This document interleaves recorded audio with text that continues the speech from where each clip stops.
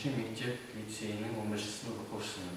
Бүгінгі ұлттық өнерпаздыққа алғашқы қадам инновациялық идеялы республика бойынша авиация саласының модельдері бағыты бойынша әскери ұшақ Арал 2023 жылға әкеліп отырмын. Себебі әскери техника салалары күннен күнге дамуда.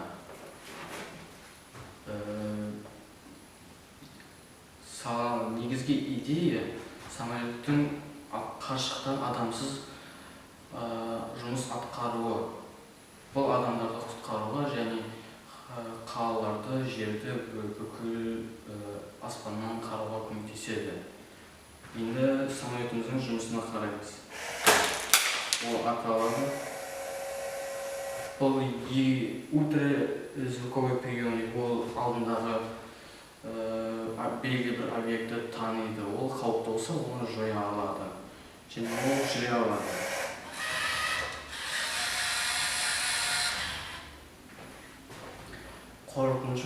Қорытыншы айтсақ, Қазақстанға, біздің елімізге осындай технологиялар керек. Себебі олар ескеріп кетуі де әрі қарай бізге инновациялар жетіспейді. Басында айтқанымыздай. Біздің негізгі идеямыздың басы алыстан атқару болған. Бұл басқа сөзбен айтқанда беспилотник дейді. Осы елімізге керек, ауадай қажет.